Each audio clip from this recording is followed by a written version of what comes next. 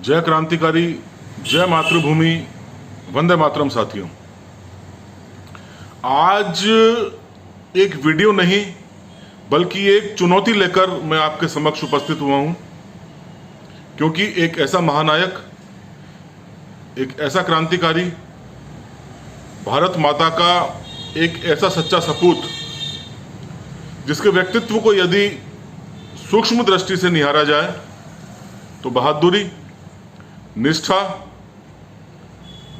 सही समय पर सही निर्णय लेने की क्षमता, पांडित्य, चातुर्य क्या नहीं था इस एक व्यक्तित्व के अंदर।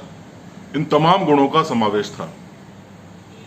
साथ ही साथ यदि मैं आपसे कहूं, भारतीय आजादी की लड़ाई में पहला बलिदान, पहली कुर्बानी यदि किस क्रांति नायक ने दी तो वह क्रांति नायक है जिनका परिचय आज मैं आपसे कराना चाहता हूं। यदि मैं एक शब्द का संबोधन करूं, जय कृष्ण महापात्रा, तो शायद आप में से अधिकांश लोग अनभिज्ञ होंगे इस महानता से। लेकिन मैं दावा करता हूं, ज्यों ज्यों आप इस महानता से परिचित होंगे, त्यों त्यों आपको ये लगने लगेगा कि इतिहास ने वह कौन से मापदंड बनाए हैं जिनका आधार प्रसिद्धि रहा, और ऐसे कौन से मापदंड हैं जिनके आधार पर हमारे ये क्रांतिकारी, हमारे ये क्रांति नायक, हमारे ये योद्धा गुमनाम रह गए। जबकि किसी भी दृष्टि से राणा और शिवा से इस योद्धा की वीरता कम नहीं आंकी जा सकती है। इतिहासकार ऐसा योद्धा जिसे सिकंदर का सामना करने वाले पोरस से जिसकी तुलना करते हैं, यह योद्धा था जिसका नाम था जय कृष्ण महापात्रा। जय कृष्ण महापात्रा, जिनका जन्म 29 अक्टूबर सन 1939 को उड़ीसा पुरी में हुआ। पिता का नाम श्री चंद्र राजगुरु एवं माता का नाम हरमनी देवी। तात्कालिक एक शासकीय ताना बाना हमें समझना होगा यदि हम राजगुरु के बारे में बात करना चाहेंगे। राजगुरु के पिता, उनके दादाजी, उनके पितामह, यानी कि एक पूरी वंशावली, जैसा कि नाम है राजगुरु, यह नाम नहीं बल्कि उपाधि है। अपने अपने सम्राटों के दौर में राजगुरु की पदवियां थी इन सभी के पास। यही पदवी जब हमारे जय कृष्ण महापात्रा के पास आई तो इस पदवी के साथ यह प्रसिद्ध हुए जय राजगुरु के नाम से। जय राजगुरु, जो कि संस्कृत के एक बहुत ही प्रकांड पंडित थे, वेदों में निपुण थे, पुराणों के ज्ञाता थे, एक विशद कानूनविद थे, आध्यात्म में बहुत गूढ़ जानकारी थी। इतने सारे गुणों का समावेश होने के कारण ही अपने पिता की मृत्यु के बाद यह शासकीय रूप से भोई साम्राज्य में, जो कि एक खुर्दा किले और आसपास का साम्राज्य था, वहां के ये राजगुरु नियुक्त हुए। अब मैं आपको आगे की कुछ जानकारी दूं।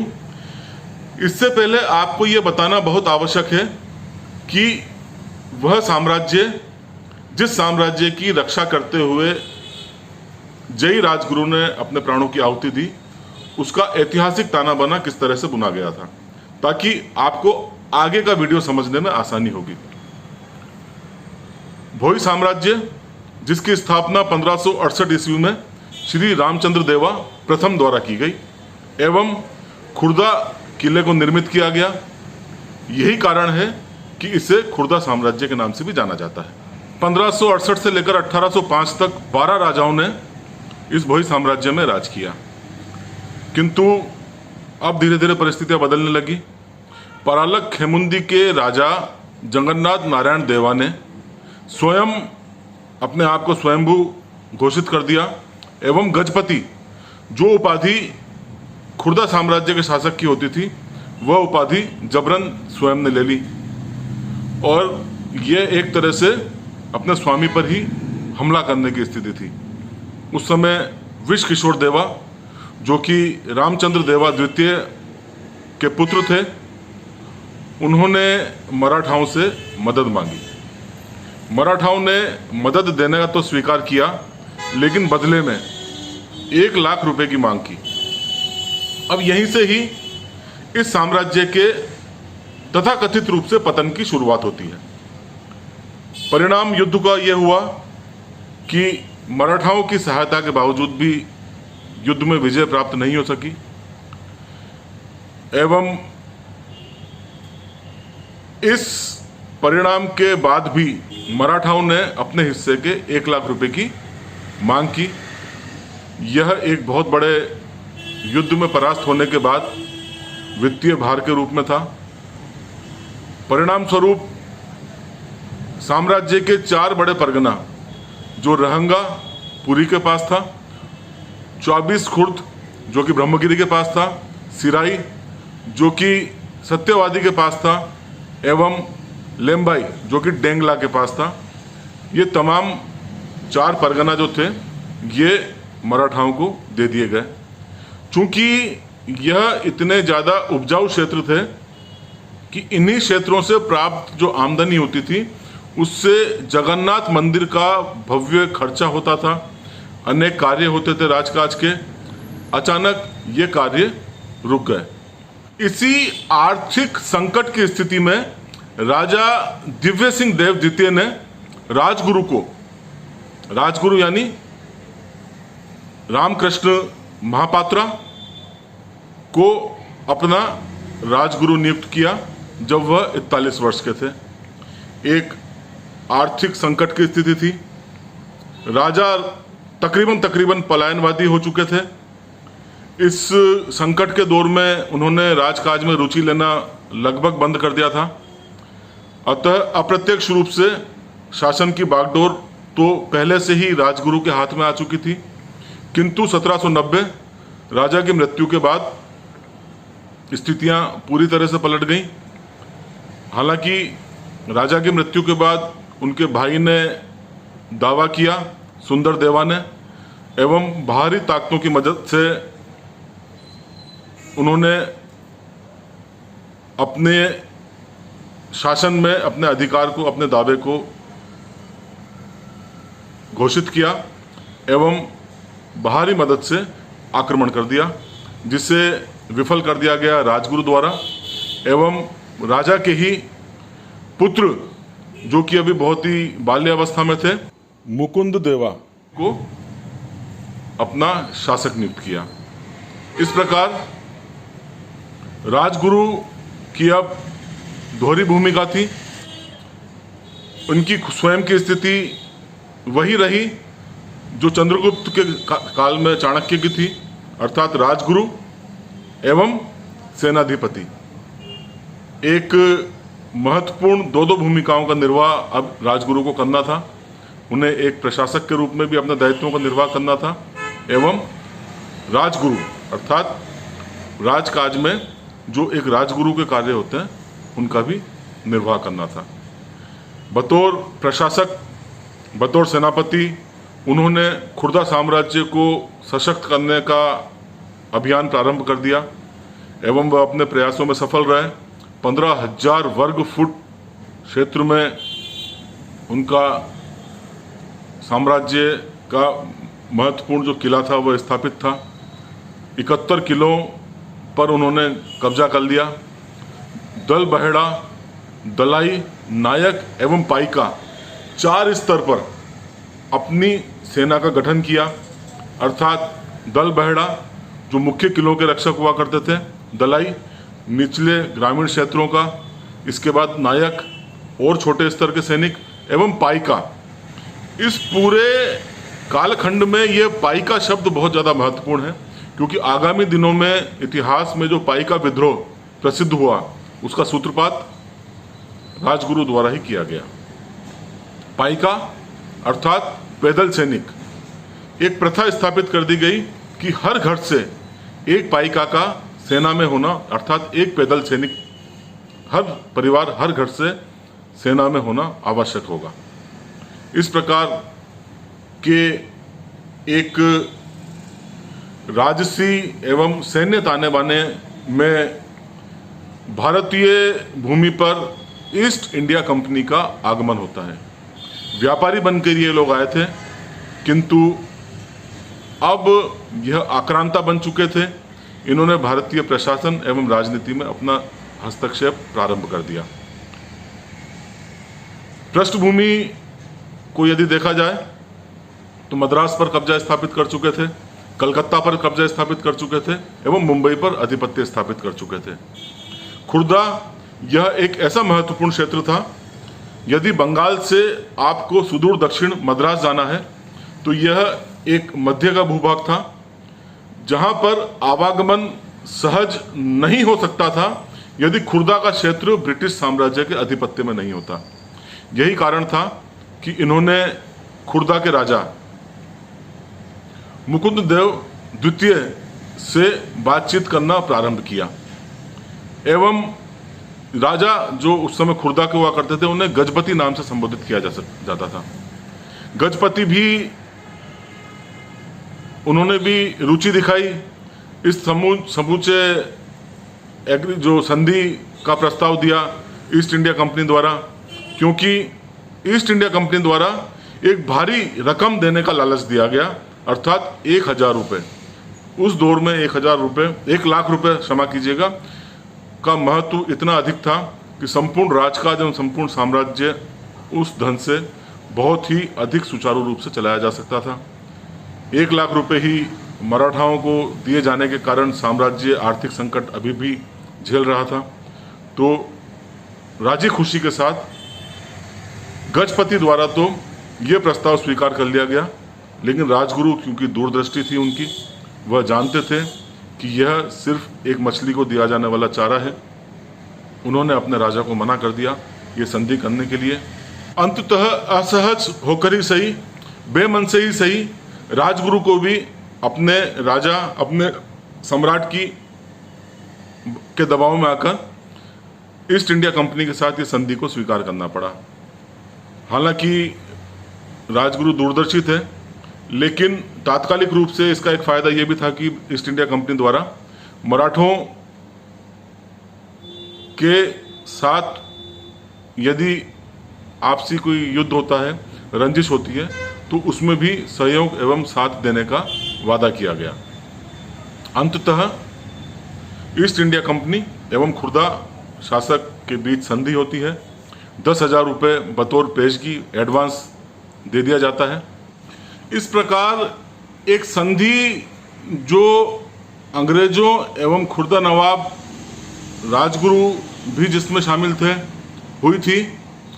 उस संधि के परिणाम स्वरूप जो नई परिस्थितियां बनी, उन नई परिस्थितियों में अंग्रेजों ने इन परिस्थितियों का फायदा उठाते हुए, क्योंकि अब वह इस क्षेत्र से सहज रूप से आवागमन कर सकते थे, अतः उनका जो टारगेट था, इनके जो निशाने पर थे, वो मराठा का कटक स्थित बारावती किला, जिस पर इन्होंने आधिपत्य स्थापित करने के अब प्रयास तेज कर दिए।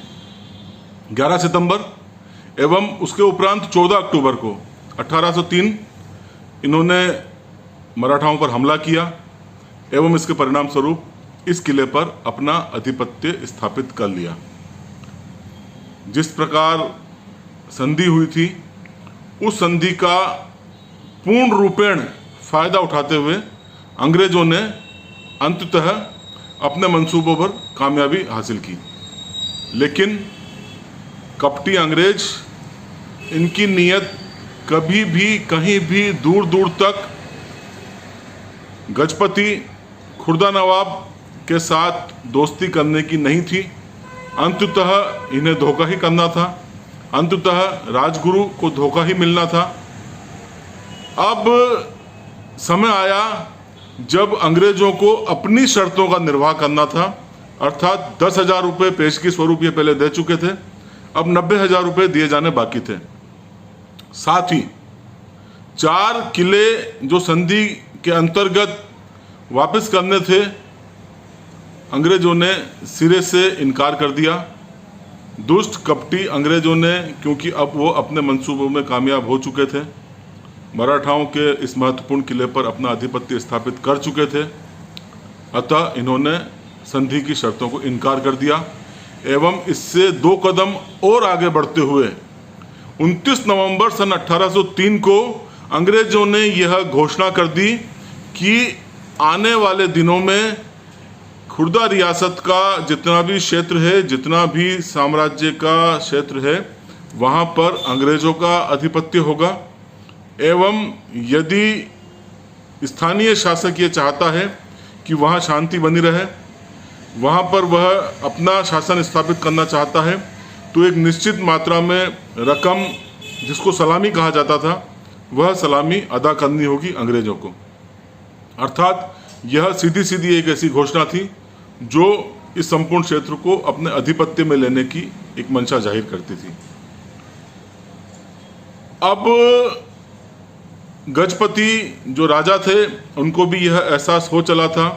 राजगुरु के लाख मना करने के बाद भी राजगुरु पर भी दबाव बनाया गया संधि को मानने के लिए अंग्रेजों के साथ। एहसास हो चला था कि यह बहुत बड़ी भूल थी, बहुत बड़ी गलती थी।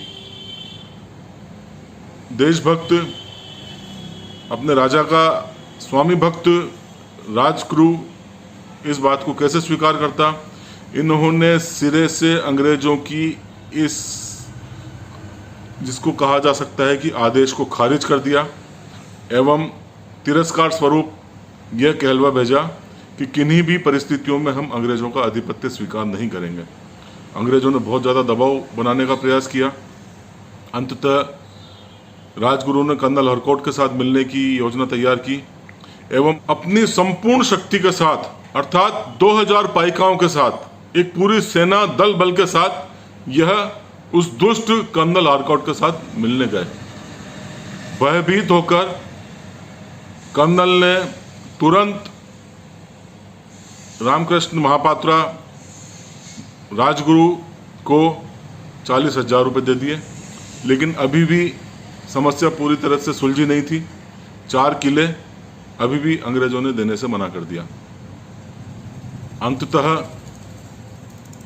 राजगुरु समझ गए कि यदि आने वाले दिनों में आक्रामक नहीं हुआ गया तो अंग्रेजों से अपने साम्राज्य की रक्षा करना लगभग नामुमकिन हो जाएगा। गुलामी का वह दौर, गुलामी की वो तस्वीर एक दूरदर्शी योद्धा पहले से ही देख चुका था।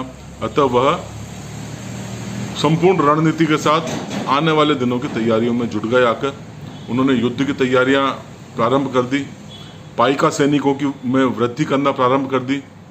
पड़ोसी राज्यों खुजंगा, कनिका, नागपुर के मराठाओं के साथ इन्होंने दोस्ती करना प्रारंभ किया, अपनी शक्ति को सुदृढ़ करने का प्रयास किया एवं अंततः 1804 का समय आया और अंत 1804 अर्थात 22 नवंबर प्रथम पाइका विद्रोह जिसको कहा जाता है, पीपली व डेलंगा क्षेत्र में एक विद्रोह की स्थिति प्रारंभ हो गई। बहुत ही मुस्तैदी के साथ ये लड़ाई लड़ी गई राजगुरु के सेनाधिपत्य में। हालांकि इनकी तैयारी पहले थी, लेकिन अंग्रेज अब इतने ताकतवर हो चुके थे कि लेश मात्र भी कमजोर स्थिति पाते ही ये अपनी सेना की टुकड़ियों में इजाफा कर सकते थे। 10,000 सैनिकों की टुकड़ी मद्रास से तुरंत बुलाई गई एवं बहुत ही तीव्र रूप से अंग्रेजों ने भी आक्रमण किया। अंततः बहुत ही मुस्तैदी के साथ युद्ध लड़ने में जब राजगुरु अत्यंत व्यस्त थे, जंगलों में अपनी रणनीति और योजनाएं बना रहे थे, उस समय किसी मुखबिर ने, विश्वासघाती ने अंग्रेजों को सूचना दी एवं अंग्रेजों द्वारा तुरंत आक्रमण कर दिया गया। उस समय जब राजगुरु एक अन्य पाइका हमले की तैयारी कर रहे थे, इस प्रकार राजगुरु को गिरफ्तार कर लिया गया। आने वाले दिनों में 3 जनवरी 1805 को गजपति अर्थात महाराजा को भी गिरफ्त में ले लिया गया। हालांकि राजगुरु ने अपनी शक्ति को इतना सुदृढ़ कर लिया था, बलभद्र, भांजा, कजंगा, चक्रध्वज, मेघा इत्यादि तमाम आसपास के साथी मिलकर भी, रियासतें मिलकर भी अंग्रेज़ों का सामना नहीं कर पाई, क्योंकि भेदियों ने, विश्वासघातियों ने इस हद तक दुश्मनी या यूं कहें कि आस्तीन का सांप के रूप में कार्य किया कि अंततः हमारे इन योद्धाओं को राजगुरु के नेतृत्व में हार का सामना करना पड़ा। अब स्थिति यह आती है कि हम क्रूरता के किस्से कहते हैं मुगलों के, लेकिन ये दुष्ट कपटी अंग्रेज भी किसी भी दृष्टिकोण से कम कपटी नहीं थे, कम क्रूर नहीं थे। ये आक्रांता कहा जा सकता है कि मुगलों से भी ज़्यादा क्रूर थे किन्हीं परिस्थितियों में। यही कारण था, हालांकि दिखावा करने के लिए इन्होंने कोर्ट ट्रायल किया। 5 दिसंबर सन 1806 को जो प्रारंभ हुआ, किंतु ये सिर्फ एक हास्यास्पद परिस्थिति थी। 6 दिसंबर सन 1806 को सजा सुना दी गई फांसी की, किंतु दुष्ट कपटी क्रूर अंग्रेजों ने अपनी बौखलाहट को, अपनी दुष्टता एवं भ्रष्टता को साबित करने के लिए इन्होंने ऐसी क्रूर चाल चली कि ब्रिटिश साम्राज्य से लड़ते हुए जो पहली कुर्बानी हुई, जो पहली बलिदान की घटना हुई, वह घटना इतनी क्रूर एवं विभत्स रही कि जिसको बताने और आपको सुनने में भी रोंगटे खड़े हो जाएंगे। 6 दिसंबर 1806 निश्चित रूप से इतिहास की वह काली कलंकित तिथि है जब हमारे इस क्रांतिवीर को बहुत ही क्रूर एवं विभत्स यातनाओं सहित इनकी संगठित रूप से एक सुनियोजित हत्या कर दी गई।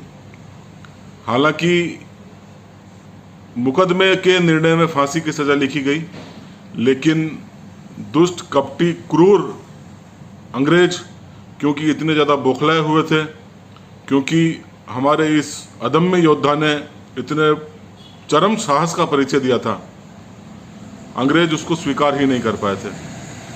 4 बलिष्ठ अंग्रेजों के सिपाही एक बरगद के पेड़ पर चढ़ते हैं। हमारे इस महान योद्धा को पैरों के टखनों पर उनकी रस्सियां बांध दी जाती हैं। कहते हैं कि गर्दन पर फांसी लगाई जाती है, लेकिन शायद ये इतिहास की एकमात्र अपनी एक अनूठी घटना होगी जब फांसी की सज़ा तो दी गई, लेकिन रस्सी गर्दन पर नहीं, रस्सी पाँव पर, टखनों पर बांधी गई।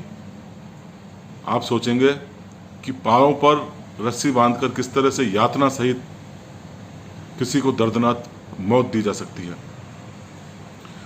बरगद के पेड़ पर एक शाखा पर पैर का एक सिरे वाली रस्सी को बांध दिया जाता है, दूसरी लचीली टहनी जो कि खिंच सके उस टहनी पर दूसरे पैर को बांधा जाता है।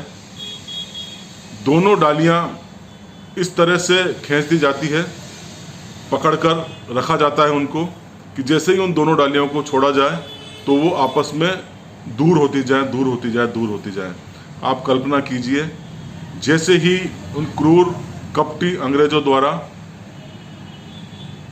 राजगुरु महापात्रा को बांधकर वो टहनियाँ छोड़ी गई, दोनों टहनियों के अलग अलग रस्सी जो कि राजगुरु के पैरों से बंधी हुई थी, लकड़ी की तरह पूरा शरीर 2 भागों में चिरता चला गया।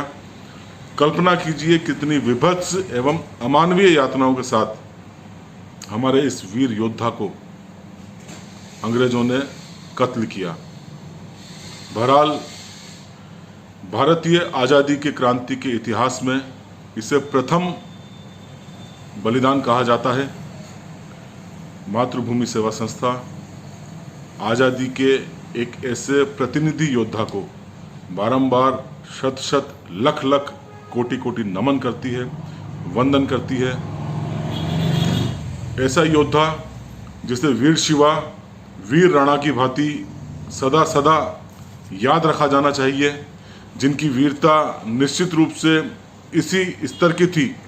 यही कारण था कि प्रोफेसर नारायण राव, जो कि एक बहुत बड़े इतिहासकार रहे हैं, इन्होंने इस वीर योद्धा की तुलना सिकंदर का सामना करने वाले पोरस से की है। जिस प्रकार पोरस ने विदेशी आक्रांता सिकंदर का सामना किया, क्योंकि वह जानता था कि यदि विदेशी आ गया एवं इसने अपना साम्राज्य स्थापित करना प्रारंभ कर दिया तो वह दिन दूर नहीं जब पूरे देश में उसका शासन होगा। दूरदृष्टि हमारा यह योद्धा भी जानता था कि यदि अंग्रेजों को पैर पसारने में अवसर मिल गया, अवसर प्रदान कर दिया गया, तो निश्चित रूप से ये क्रूर भेड़िए संपूर्ण भारत पर छा जाएंगे।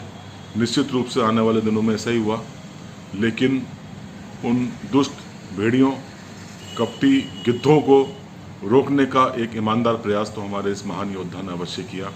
मातृभूमि सेवा संस्था बारंबार नमन करती है वीरता की इस महान कहानी को। वंदे मातरम। जय क्रांतिकारी, जय भारत, जय हिंद।